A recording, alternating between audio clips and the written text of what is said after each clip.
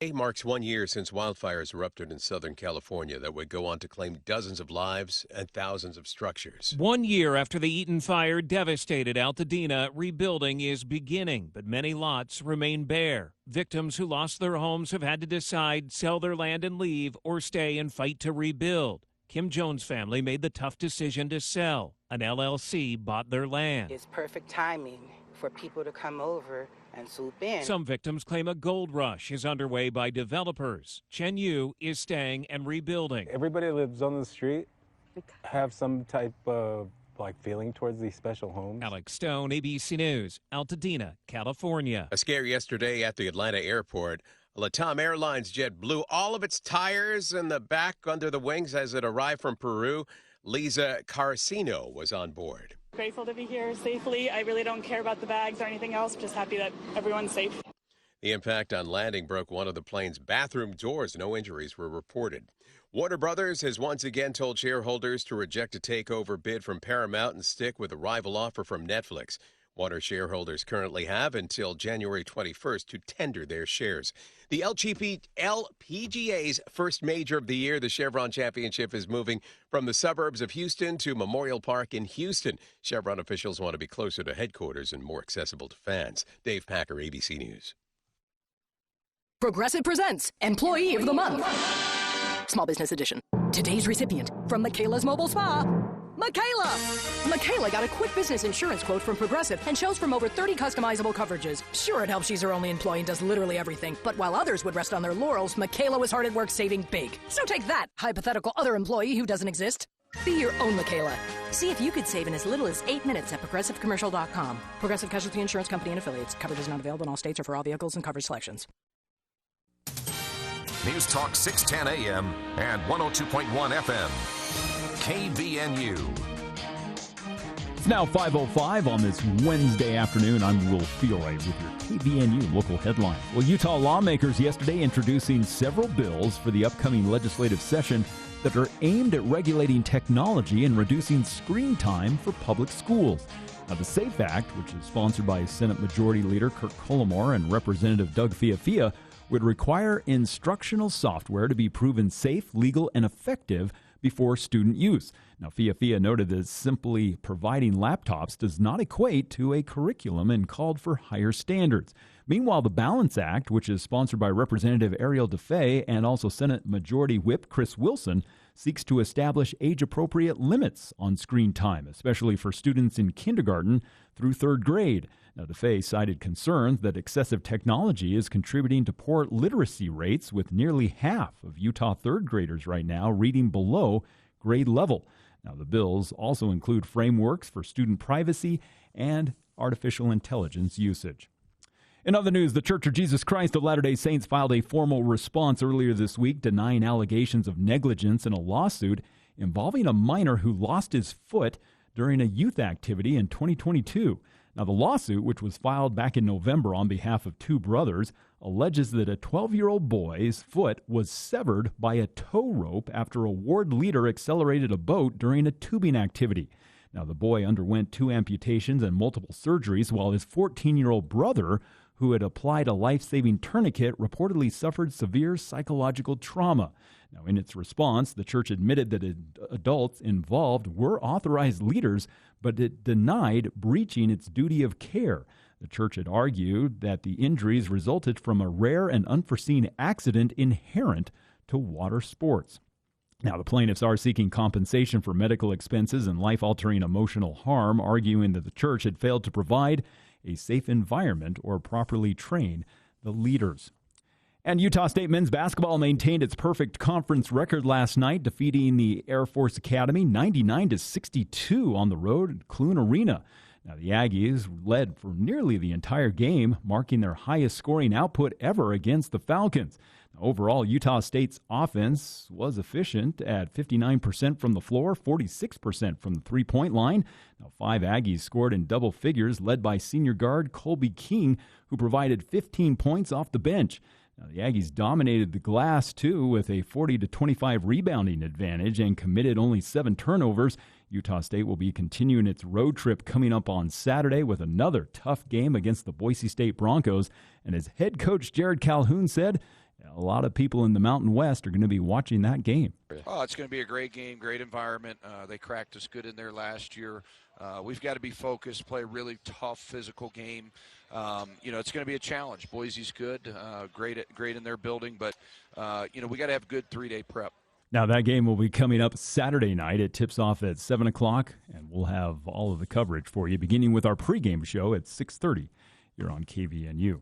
Well, a winter weather advisory is going to go into effect from the National Weather Service overnight tonight, as this storm, which has mainly brought rain here in the valley, is going to turn into snow overnight. Could see a couple inches by tomorrow morning. The storm expected to continue to bring some measurable snow and rain through about tomorrow noontime. Then the storm will start to move out of the area. Then we'll see cloudy skies through the rest of the afternoon. And after being in the low 40s today, looks like the next few days we'll see temperatures only in the mid-30s for our high. And weather this hour is brought to you by Cardall's Insulation. When it comes to taking care of your home, it isn't just your furnace you need to be worried about when it comes to keeping your home warm. Check the insulation as well. That may be why your furnace is running nonstop. Insulating your home, garage, and attic, it's what Cardall's Insulation can do for you. Give them a call at 755-5012. I'll have another check of local news coming up at the bottom of the hour. I'm Will Feelright with your KVNU local headlines. Help us recognize the champions in our communities. Submit your nominations by visiting kvnutalk.com. The Above and Beyond Salute, sponsored by Firehouse Subs. We start each new year filled with hope and prosperity for things to come. At Cache Valley Hearing and Audiology, it's no different. Dr. Daines is so grateful to get to call Cache Valley home and continue to offer his services to the wonderful people that live in our beautiful valley. He wants to help you start your new year off right by improving your hearing, which over the course of time will help improve your quality of life. Give them a call at 435-753-4327 or 753-HERE to schedule an appointment, or you can visit them online at cachevalleyhearing.com.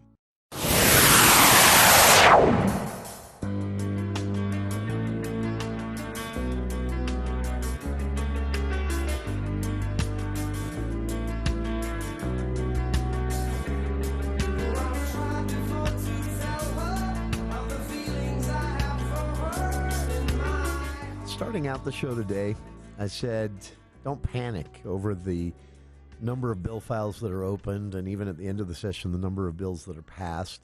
We'll probably set a record again. There's a whole conversation we should have about that, over whether that's too much or too little as the state grows. But I defend lawmakers on that front, because usually a new bill or bill file opened or bill passed is not necessarily a brand new law or creating an expanding government or making a new program or spending more taxpayer dollars. Most of the bills are just changing a line or two here in this existing statute, removing something that's outdated from that statute. That's what the majority of the bills are. That said, every session there are a handful of bills that sometimes I wonder if they run these bills on purpose to distract us. They'll have bills that get a lot of attention and a lot of debate, some controversial, some not controversial, but on a subject where, people aren't in agreement. And everybody talks about those 5 or 6 bills all session long. They get so much attention, and then lawmakers are able to just quietly put a budget together with all of their funding for their buddies. And yeah, I'm kidding. They don't do that. But the appropriations process is actually probably one of the most integrous process that the entire the legislature takes up. But I do sometimes wonder if they know that we'll just, like, somebody jangling keys in front of a baby. We'll just pay attention to these controversial bills or these big bills that propose a big change, and then all the quieter ones just kind of go through with 10 minutes of debate and nobody notices. And I wonder if it's by design. I don't think it is, but I wonder sometimes. So with my defense of the record number of bills that, again, we'll see this session, breaking last year's record, you have these types of things So let me proceed my comments on this rolling back the tech bill in Utah schools, which is basically what it is, by saying one of my favorite things about the legislature is they move slow, usually. But when you should get, there are two times when your eyebrows should go up and you should get really suspicious of the legislature. One, whenever they're talking like they're the smartest people on the planet. Because they're not. They're just like us, other than they do this for 45 days a year. That's the point of a citizen legislature, right? So these people are your neighbors, your coworkers, and for 45 days of the year, plus monthly interim meetings and the occasional special session, they put on a bit fancier dress, and they go to Salt Lake and meet at the Capitol every day. And they work hard, don't get me wrong, 8 a.m. to 8 p.m. most days for 45 days. And a lot of them don't take Saturdays off. So they work hard, and I'm not disparaging them in that respect at all. But when you hear them talk like they're the smartest people on the planet and you should just listen to everything they say, get suspicious, because whenever they start talking that way, 9 times out of 10, they're extremely wrong and shouldn't do what they're talking about doing. And they usually admit this themselves a year later after they've done what they shouldn't have been doing. The other time you should get suspicious of the legislature is when they're moving fast. And that's what I don't like about this proposal. Well, there are a few things I don't like about it, but I'm not an expert on this. Not at all.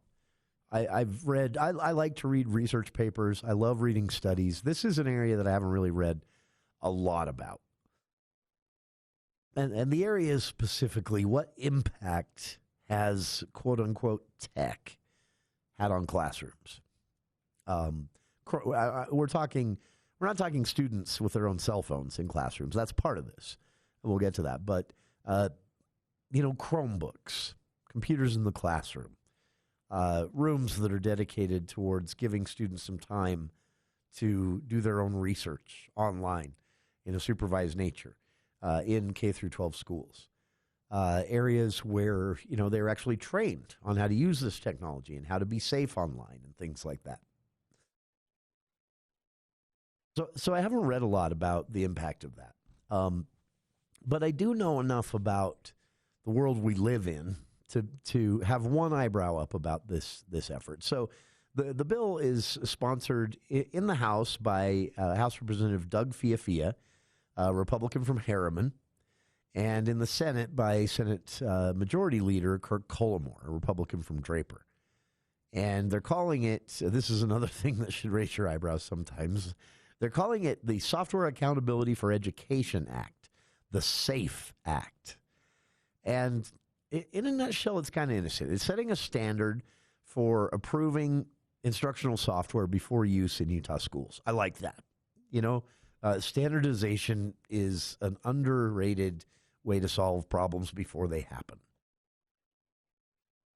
So, frankly, I'm surprised to learn that there isn't really a statewide standard for approving instructional software. And for those not familiar, instructional software is just software that's used to teach a subject, not to replace the teacher, but as a tool the teacher can use.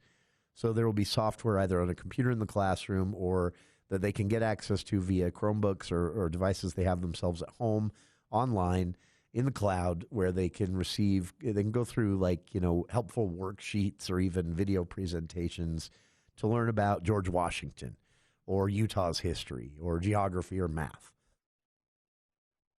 So I'm all for that. Standardize the purchasing process and approval process. Absolutely. Kind of surprised we haven't done that already. We have, but it's been piecemeal over the years. So this seeks to just kind of look at it all at once and say, here should be the standards. I love it. But accompanying the SAFE Act, so if that bill's passed in the upcoming legislative session, the bill would require software vendors to meet child safety requirements and set some digital classroom standards, basic common sense stuff. But the law paired with this bill is another bill getting the same amount of praise, maybe undeservedly, called the Balance Act.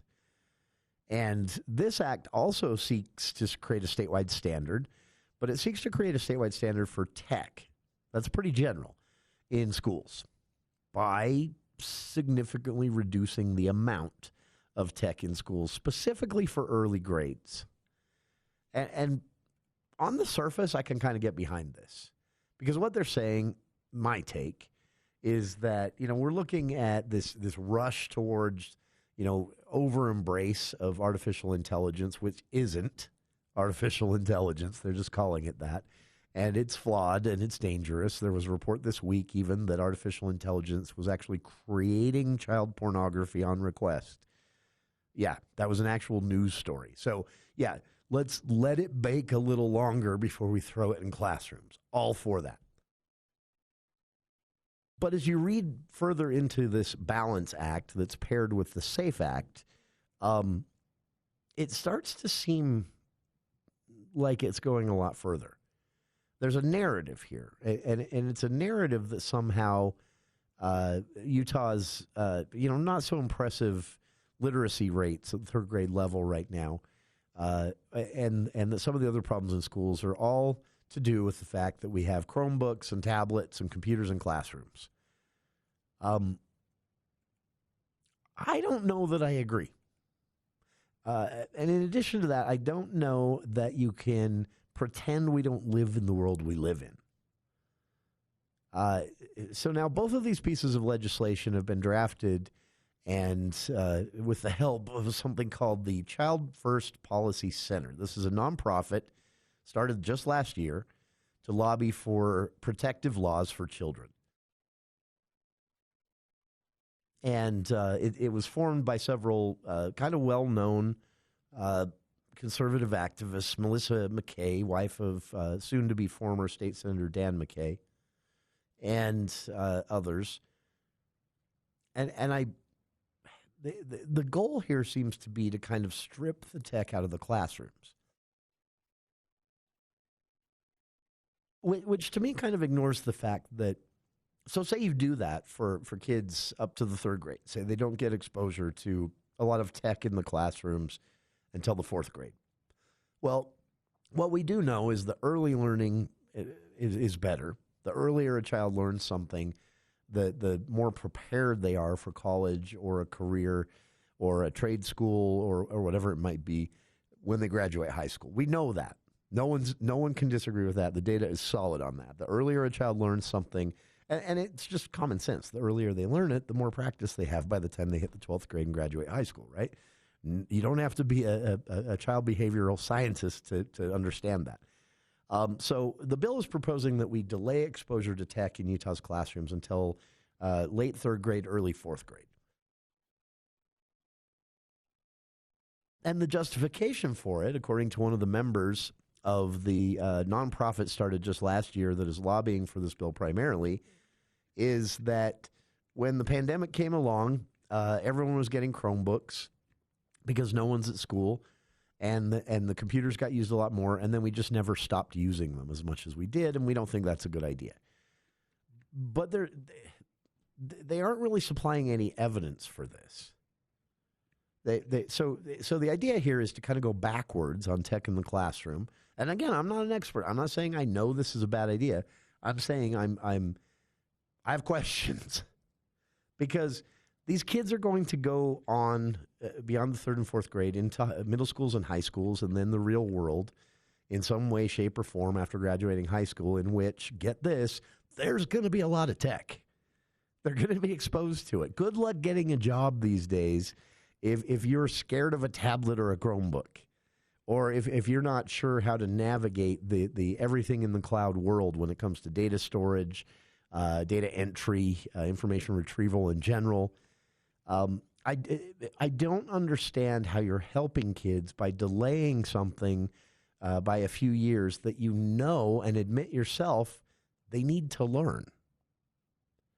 And couple that with the fact that their own explanation of why we need to do this here in Utah is kind of like, well, I have a gut feeling that it's bad for first graders to spend too much time using a Chromebook. There's not a lot of evidence you can find to support that. Granted, there's not a lot of evidence to say that it helps a lot either. There's evidence to show that it's basically neutral, at which point I think the smart thing would be for the state of Utah, standard-wise, to default to what I said already, when they graduate high school, they're going to need to know how to use this stuff, right? And they're going to have to be very familiar with it in today's job market. And definitely in the job market, today's first and second graders are going to graduate high school into. Tech is going to be a big part of it. No brainer. So I don't understand the utility or what it helps to delay exposure to that in the classroom until third or fourth grade. And all we're getting from this group that apparently has the ear of a handful of lawmakers really trying to rush this through in one session, because it didn't come up until a couple of weeks ago when this bill was made public. The only real justification they're providing is that we have a gut feeling that this is bad. Now, there have been some surveys, and there was an international, what's called a PISA survey, that found that digital devices in the classroom could be very distracting. And I get it. But the survey itself was talking more about students' own cell phones, not Chromebooks or tablets in the classroom that are used as supplemental educational tools by the teachers. The study showed that students scored about 15 percentage points lower, especially in math, than those who did not report constant distractions or were in classrooms where cell phone use was banned. Now, the group behind this Balance Act here in Utah cited that survey as justification for their bill that they've got a few lawmakers to agree to sponsor. But again, that survey is talking about personal devices, not technology in the classroom. The Balance Act seeks to restrict technology in the classroom. There was a press conference held here in Utah yesterday, and a man named Dr. Jared Cooney Horvath, an educational neuroscientist, he was at the press conference and said that he's an older guy. He says he's taken a look at academic research for about 60 years now, and he concludes that the more time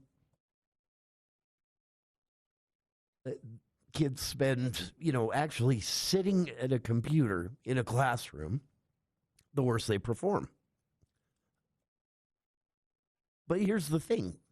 That doesn't happen a lot in Utah's classrooms. The tech in the classroom is a supplemental tool. In Utah, the way tech is used is not you go into the classroom, teacher takes down your names, does the attendance roll, and then you open your Chromebook and start your work, and an hour later class ends. That's not how it's used. The way it's used in Utah classrooms, the tablets, the Chromebooks, are similar to, remember when we olds were in school and they'd hand you a worksheet to take home? Or after the instructional lecture, a worksheet to complete? Now they're just doing it on Chromebooks. It's a different device, same educational philosophy. So I'm not sold on this one. And again, what makes me most suspicious is that the lawmakers behind it and this advocacy group started last year seem to be in a hurry.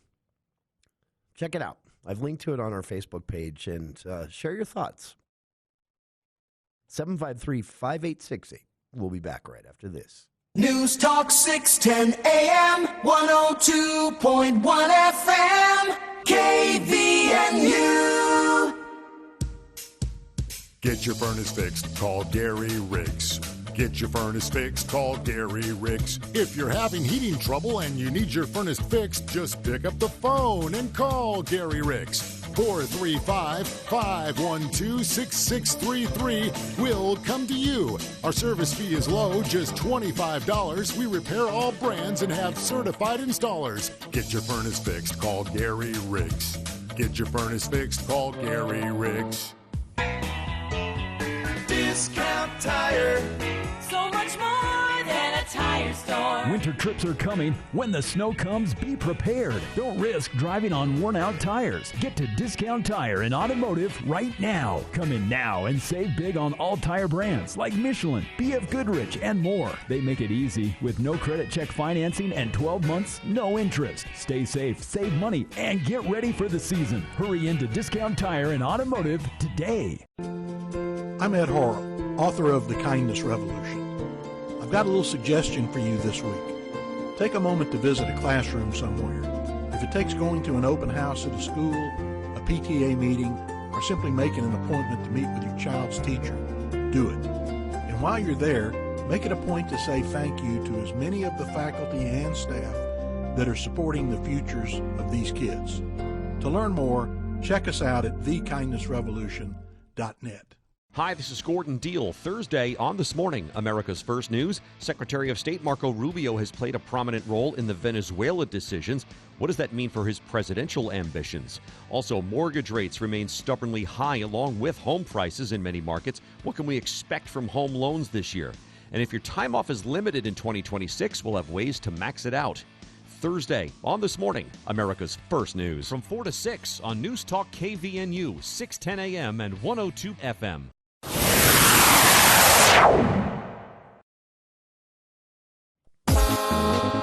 By the way, final note on that before we move on. Governor Cox has endorsed the bill, making it a part of what is kind of a trio of bills for him now when it comes to tech in the classrooms. Of course, he's been a longtime champion of getting cell phones out of the classroom, and that's an example of something that's kind of the opposite of this. Get the tech out of the classrooms moved by this coalition of lawmakers and a nonprofit advocacy group that was started just last year, seeking to basically de-tech Utah classrooms. Different than that is the governor's push to de-cell phone Utah's classrooms, which there is ample evidence to support being a smart thing to do. But the governor has endorsed both the SAFE Act and the Balance Act as well. And I just think we should be asking some questions about that Balance Act. I'm not sure the evidence is there to support that, and their own justification seems to be, we have a feeling this is a smart thing to do. It worries me. Coming up, we'll run through what Cache Valley lawmakers are putting their names on this session, and then again, planned originally for today, this will actually happen tomorrow instead. We will speak with Senator Chris Wilson about a couple of bills he's sponsored that are significant in their impact, but also great examples of why you shouldn't panic when you see the record number of bills passed each year. A lot of nuts and bolts stuff from Senator Wilson this year, but some significant stuff. So we'll get to that on the other side of the news. Before we go to that, just a quick reminder for our listeners. Tonight here on KVNU, you can hear the Logan versus Morgan High boys basketball game. That will start roughly a little pregame at 6:50, tip-off at 7. And again, that is tonight here on KVNU, 102.1 FM and 610 AM, as well as live streaming with commentary at CacheValleyDaily.com. And for those interested in the other schools, Green Canyon at Stansbury, that is also tonight. That'll broadcast live on 100.9 FM with the pregame starting at 6:50. And the game itself, tip-off at 7. And again, that's Green Canyon Wolves at Stansbury Stallions tonight at 7, broadcasting on 100.9 FM. Skyview versus Mountain Crest, two local teams squaring off. Skyview and Mountain Crest boys basketball broadcast will start at 6:50 with tip-off at 7, and that will broadcast live on 106.9 FM, 1390 AM, The Fan this evening. And finally, one more for you, Ridgeline at Bear River boys basketball. Same time, a tip-off tonight at 7 with a little pregame starting at 6:50. And that live commentary on that one from Dave Simmons, by the way. I always plug that one. Funny guy to listen to. And that will broadcast live on 104.5 The Ranch. Now, all of these games, again, streaming with audio commentary included at CacheValleyDaily.com. So you can catch them all there, but those are the broadcast stations, and appreciate everyone tuning in for that. Support your local high school sports, of course, boys and girls, but also support, and I'm saying this, I don't get a bonus for saying this, but radio has moved away in a lot of areas from paying so much attention to high school sports. And granted, in some areas, it's so populated, there's so many high schools, it would be physically impossible to bring you them all. So take advantage of the fact that we're still in this situation here in Cache Valley where local high school games, boys and girls, can be covered, and that the radio group puts the effort. I see the effort they put into this here, and again, I'm saying I don't get a bonus for saying this. I just see them getting ready for it. I have nothing to do with it myself. I'm just here to make words in the afternoon. So I see the team getting ready for this each week throughout the football and basketball, and then the spring sports season as well with soccer and lacrosse, and they put a lot of work into this. And it like I say, it doesn't happen everywhere anymore. So I love seeing this. So a full game full night of high school basketball tonight on various stations here with, again, for KVNU listeners, tonight here on KVNU, Logan versus Morgan High. It's 7 p.m. tip-off, little pregame commentary starting at 6:50 here on our airwaves. And everything from Green Canyon, Logan, Skyview, and the Bear River boys facing off with boys basketball facing off with Ridgeline. All of that live stream at CacheValleyDaily.com as well. And we'll be back with more of For the People. Take a fine-tooth comb to the legislation so far that Cache Valley lawmakers have put their names on headed into the upcoming session. First, though, a look at the news with KVNU's Will Feel Right.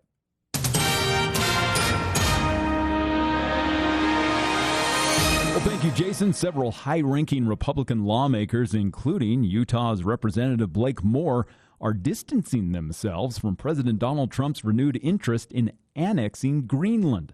Now, they're calling the president's proposal needlessly dangerous and dumb. Now, Representative Moore joined Democratic Representative Steny Hoyer in a bipartisan statement earlier this week, arguing that Denmark already provides the United States with sufficient military access. They said that threatening to annex Greenland needlessly undermines that cooperation for no gain. Now, the pushback follows President's Sunday comments aboard Air Force One, where he cited national security needs. In response, the Prime Minister of Denmark warned that any U.S. attack on the territory would lead to the collapse of the NATO alliance. Meanwhile, a hobby store employee in Lehigh was hospitalized with multiple broken bones Friday night after being struck and dragged by a vehicle during a robbery, according to the Lehigh Police Department. Now, the incident occurred just after 6 o'clock at the Madman's Hobby Store along State Street. Investigators say that a man and a woman believed to be juveniles or young adults had stolen a new remote control car from the shop. Now, the victim, identified by family as Mark Wilson, had followed the pair outside to ask for the item back. Now, according to Wilson's stepdaughter, Shelley Vincent, the suspect's truck backed into him and he grabbed the tailgate. Now, as the suspects fled, Wilson's leg became caught in the wheel of the truck, leading to severe injuries. Now, Wilson sustained 2 broken femurs, a broken tibia and fibula, a broken nose, and also extensive bruising. Now, the suspects remain at large, and the investigation is ongoing, while a GoFundMe account has been established by the family to help Wilson's medical expenses. And finally, a 24-year-old West Valley City man is facing a first-degree felony charge after DNA evidence linked him to the sexual assault of a 16-year-old girl who had approached him for assistance, according to prosecutors. Jean-Paul Jeremy Elias Albin was charged in 3rd District Court with 3 counts of aggravated sexual assault. Now, according to the charging documents, the victim encountered Albin and an unidentified second man in the early morning hours of May 29th. Now, when the girl asked for a place to charge her phone, the men allegedly lured her toward a residence before physically restraining her. Now, the victim reported that the men wrestled her to the ground and assaulted her, noting that one of the suspects was armed with a handgun. Now, investigators identified Albin on August 24th after his DNA was matched through a national database. Now, Albin has not been located yet by authorities, but police have requested a warrant for his arrest. Well, the National Weather Service issuing a winter weather advisory for overnight tonight as this storm is expected to turn into snow here in the valleys, and we could see a couple inches possible overnight and into about 11 o'clock tomorrow. Then the storm is going to eventually push its way out of the area. We'll see cloudy skies, and temperatures after this storm passes are going to stay right around the mid-30s during the day and get down into the teens each night. And weather this hour brought to you by Edson Builders. Yeah, find out if you can qualify for a $20,000 first-time home builder incentive. It's with Edson Builders. Call them today at 232-2680. And I'm Will Theorite with your KVNU local headlines. This is a special report from ABC News. I'm Dave Packer. Escalating protests and tension in Minneapolis after an ICE officer shot and killed a driver. The American citizen identified as Renee Nicole Good. Homeland Security Secretary Kristi Noem traveled to Minneapolis this afternoon. Any loss of life is a tragedy, and I think all of us can agree that in this situation it was preventable. Noem accused the victim of attempting to use her vehicle to ram the ICE agent who fired the fatal shot. Noem calling it domestic terrorism.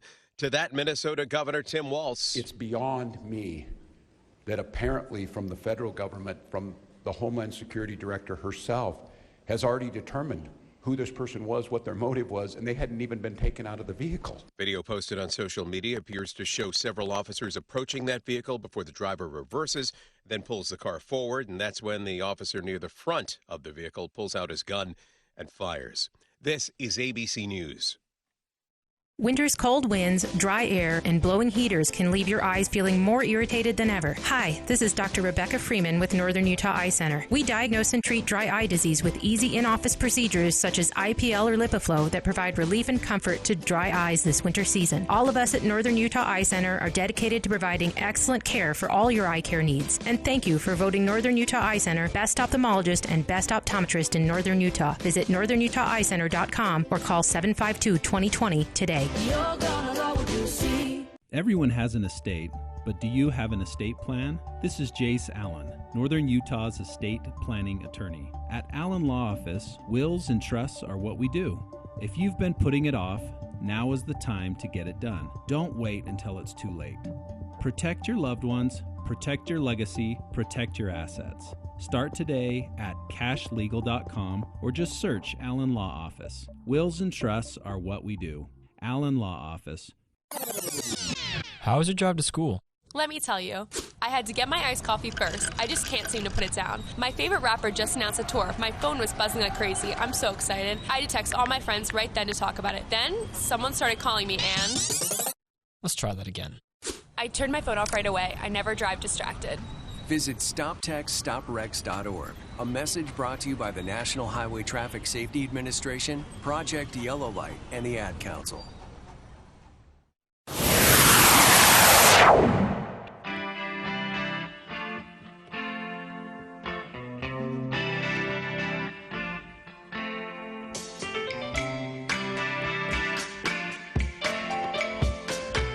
Welcome back to KVN News for the People.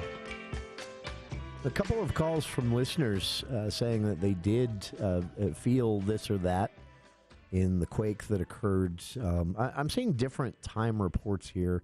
U.S. Geological Survey says roughly 3:30, but I'm seeing that University of Utah says 3:25. Some media reports saying 3:28. So, yeah, 3:25 to 3:30 this afternoon. How about in that time frame? A 3.0 earthquake struck Logan Canyon, just not too far off the road that you would take to the Temple Fork Sawmill area or the Temple Peak View area.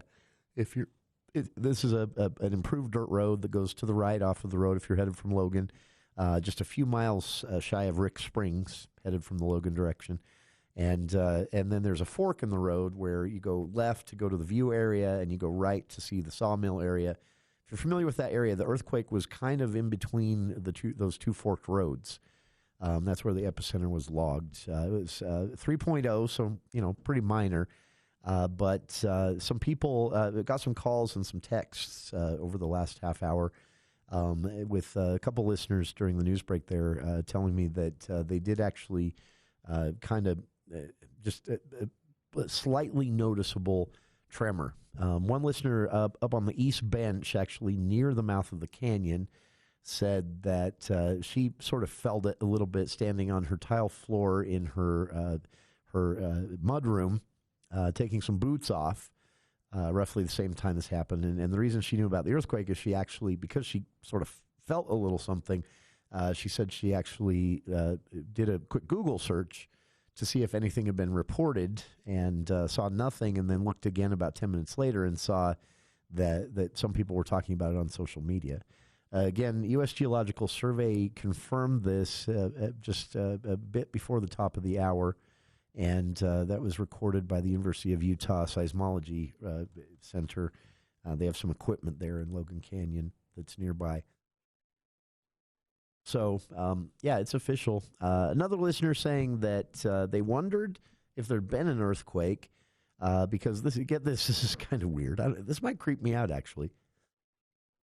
But George said he was actually, he'd gotten home from work and he was actually sitting in his living room in a chair reading the news. Well, he doesn't say the news, reading some news. And he said it was all quiet in his house. And he said he didn't feel it or anything, but he said there's a cup that was picked up on a vacation, a European vacation years ago that sits on a bookshelf that was above and behind behind and above his head. And he said that the cup, I guess, has an unlevel base. It was a handmade souvenir. And he said that while he was sitting there reading, he heard that cup go just a little tiny bit. And he said he remembers turning and looking just to make sure it wasn't about to fall off the shelf or something. And then he himself wondered, was there just an earthquake? So, yeah, it was. There's actually, this is kind of fun. There's a website dedicated to this. I had no idea this exists, and now I'm going to spend so much time there. It's called Did You Feel It? This is a U.S. Geological Survey project, and they're actually asking people if they, when there is an earthquake, if they felt it. I'm clicking here on the Felt It report because I'm seeing this for the first time. This is really cool. So in the event of an earthquake, or if you're listening now and you did feel this one here in Cache Valley that happened in Logan Canyon earlier this afternoon, go to earthquake.usgs.gov and click on Did You Feel It? And it's a really simple form they have. They ask you to put down your location as accurate as possible. If you can provide geographic coordinates, which you can get if you're at the website, you can actually just click Use Your Current Location. But you can also get them off the Maps app on your phone. If you're in the same area where you felt it, you can actually submit the exact coordinates to your location on the website here. But you can also just type an address because they're looking for that general information as well. You select your language, and then you basically just click yes or no on whether you felt it. And then they ask you to provide some that information is required in the survey. Some optional information you can supply at Did You Feel It? The earthquake.usgs.gov website. Click on the Did You Feel It tab. Some optional information you can provide is whether you felt it inside a building, outside a building, stopped in a vehicle, or moving in a vehicle. I'm actually filling this out now for myself, saying I did not feel it, and I was moving in a vehicle roughly around the 14th North and Main Street area, around, I'm guessing, but I think that's where I would have been at about 3:30, 3:25. And then if you were inside a building, they also ask if you were underground, ground floor, second floor, third floor, or higher or lower than that. I don't know, what's lower than underground? Super underground? And then they also want to know if you were inside a building, how tall was the building you were in when you felt it? If you were asleep and it woke you up, did anyone else you talked to also feel it in your neighborhood or your household? How would you describe what you felt? Barely felt, very weak, mild, moderate, strong, or even violent shaking?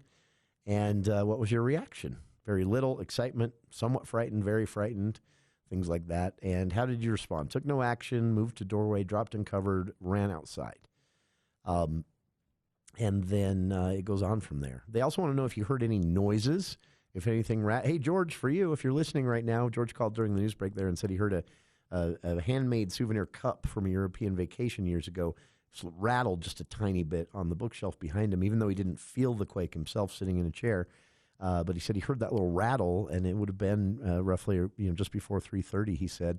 And then when he heard me talking about the earthquake, he realized that's probably what it was. So he called in, couldn't stay to go on air with us, unfortunately. But George, if you're out there listening, there is the USGS survey wants to know if you heard anything, which a slightly rattling cup on a bookshelf behind you would be slightly hearing something. So they want to know if something near you rattled slightly or rattled loudly. This is really cool, and this is actually an opportunity for you to be a part of scientific research. For those curious why they do this, there's actually an explainer here of why the USGS does this type of surveying when there's an earthquake. It actually helps them understand a little bit about certain geographic areas and the geology beneath us. They can actually, so I'm paraphrasing. You can read this yourself. Again, it's earthquake.usgs.gov and click on Did You Feel It? In addition to the survey you can take there on if you were near an earthquake. They want to know even if you didn't feel it and where you were when you didn't feel it. But there's an explainer on why they want this information, why it helps them understand and even get closer to predicting or at very least responding more quickly to an earthquake. They said that, so they describe here what they can learn from finding out if there's an earthquake, say 40 miles from a city center, and people in the city report via this earthquake.usgs.gov survey, when there's an earthquake, click on the Did You Feel It tab. They said if people 40 miles away within a city felt it intensely, that can tell them a lot about maybe what shifted underground, which can then help them determine whether or not there is, even with a small earthquake like this one, 3 to 3.3 is what's being reported here. Even with a small one, it can tell them whether there's a likelihood of, because small earthquakes can sometimes be a sign of, something just slipped. Some pressure somewhere got too much, and two things butting up against each other beneath the surface slipped in some way. And now this is a minor slip. But if it was felt a certain distance away through certain types of rock and underground structure, that can tell them, or at least give them some hints of what slipped. And depending on what might have slipped, they can determine then whether there is a low or high risk of that being just a warning sign of a larger earthquake. They also use this in California often, these extensive surveys, just asking what feels like trivial information, but they said it's actually really important. When they have frequent earthquakes in California, they can actually tell whether the earthquake itself is going to present a likelihood of a lot of follow-up tremors, which also disrupt everything from commerce to freeways in California. And they can predict that pretty accurately based on how far away people felt a certain earthquake, regardless of its magnitude. Interesting stuff. I did not know that until just now. So check it out. Again, it is the Felt It report, or the Did You Feel It report. A survey you can fill out at earthquake.usgs.gov. And there you can also see the map that I've referenced several times here on where exactly this 3.3 to 3.3 magnitude earthquake took place this afternoon, roughly around 3:30 in the afternoon. I've linked to it on our Facebook page. Cool stuff. Look, we're all learning together here. We'll be back right after this. Hey, it's Kimberly from Willis Orthodontics. We wanted to say a big thank you. Because of you, we're the 2025 Best of Northern Utah Gold winner for the orthodontist category. We're honored and proud to be a part of this amazing community. Your go-to source for all things local. Get plugged into the pulse of your community with our comprehensive local news coverage. From city council decisions to feature stories highlighting people in your own neighborhood, we've got you covered. But that's not all. Catch the adrenaline of live, local sports and the latest news involving the Utah State Aggies. Don't miss out on crucial information that affects you and your loved ones on CashValleyDaily.com. Stay informed, engaged, and empowered, because staying local means staying connected. Hi, it's Olivia Munn with my shelter pets, Frankie and Chance, reminding you that when you adopt a shelter pet, you discover all the things that make them unique. Adopt pure love at theshelterpetproject.org. Brought to you by the Ad Council, the Humane Society of the United States, and Maddie's Fund. All right, dads, let's test your knowledge. Ready? What does this sound? Some of the more experienced parents recognize it as the sound a young teenager makes when he's done something he regrets. Listen. Kind of a sad sound, isn't it? But if you recognized it, then you know exactly what to do. Listen. Because that's when together you can both figure out how not to make the same mistake again. This message from the Church of Jesus Christ of Latter-day Saints. Thursday edition, Clay Travis, Buck Sexton Show. We will break down the absolute latest in the ongoing imbroglio in Venezuela. Plus, Tim Walz, the fallout continues on Minnesota fraud. All sorts of decisions being made when it comes to vaccines and health-related issues in the country. The Maha movement having a strong run. We will discuss all that and more. You won't want to miss it. Thursday edition, Clay and Buck. 10 to 1 on News Talk KVNU, 102 FM and 610 AM.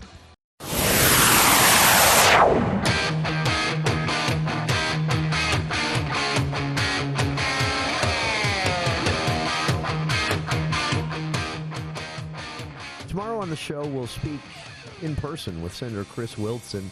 He's joining us at the start of Hour 2, 5:10 tomorrow afternoon. We'll talk about his various bills he's put his name on so far. One seeking to make some minor changes to how safe harbor laws, gun safe harbor laws in Utah, are, how data is collected and reported to the state, which the state has much interest in, but how also privacy is protected, standardizing some of the rules around that, why he's sponsoring that bill and more tomorrow on the program with Senator Chris Wilson. We talked about some of Wilson's bills earlier in the show.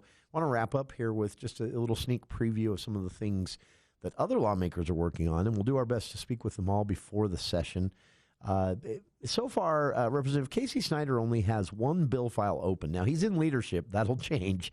But right now, only one bill file opened, and is House Bill 79, Governmental Immunity Amendments.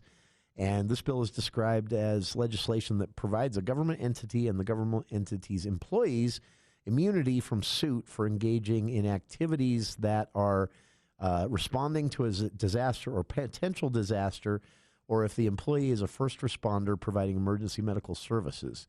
And it clarifies that immunity from lawsuit for providing emergency medical services is not limited to providing medical services resulting from emergencies of a certain type. So just kind of broadening protections for first responders there in that bill, it seems to me. We'll ask him about that when we have a chance to speak with him in person. Representative Jason Thompson, he has a big bill. He, in the House, alongside State Senator Lincoln Fillmore in the Senate, are sponsoring a public school attendance amendments. If you remember, we spoke with Representative Thompson before and after the session in 2025, and this was a pretty big issue for him. He'd spent much of his time researching it before his very first session, and it became a bit of a pet issue for him, and he's back this year with more. The problem is that we have an attendance issue in Utah. The data shows that, especially now before, but it really ramped up after the pandemic, that the number of school days kids are missing it is steadily increasing. And the reasons they're missing are getting more and more. I tell you, kids these days. I never thought I'd become that guy at my age. I'm a good 20 years away from when I can justifiably say kids these days and get off my lawn. But I'm feeling it with this one. But kids these days, what I had to go through to talk my mom into letting me stay home from school. Oh, man, did I work some days. I never had a specific reason. I just, you'd have those days, especially middle school age, when you just didn't want to. And maybe mom was heading off, to do something fun with her siblings or something like that. Or I don't ever remember wanting to do it because I wanted to skip a test or anything like that. I just sometimes didn't want to go, and I would work and work and work. I've got a flu. Now I have a fever. Now I put Ferris Bueller to shame, and rarely did she buy it. Occasionally she did, but I think she knew at the time she was being duped and just wanted to be nice. These days, apparently, it's a lot easier to talk mom and dad into letting you stay home from school. Also, the distractions in life, Representative Thompson said they believe is a factor here. Things that can seem to parents justifiably more important than school that day, maybe that's increasing as well. So basically, this is a bill, again, sponsored by, in the House, Representative Jason Thompson from here in Cache Valley, and in the Senate from the Utah County area, Senator Lincoln Fillmore. And they're basically clarifying when and how attendance requirements are applied to, quote, validated programs. So these are educational programs that students participate in, and these can be virtual. They can be actual in-classroom experiences. They can also be something that several schools let kids do certain validated education programs during instructional periods. But usually this is something done an hour after school or during, if a student has a free hour, they allow those at schools now, they can fill it with this type of thing. Get extra credit for certain things, get a jump on a college course, for example, when you're a junior or senior in high school. It's a smart thing to do. But this bill seems to be geared at kind of forcing the attendance requirements currently in statute into that world as well, saying high-quality instruction for each student must include direct interaction between teachers and students, which is basically impossible if the student is only there 5 out of every 10 days during a month's period time.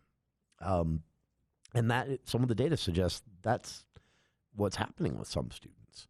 The bill also delves into validated programs as a means of an educational program specifically designed for competency-based or self-paced learning. So this would apply to online schools or some homeschooler programs as well, saying that, you know, for proper accreditation,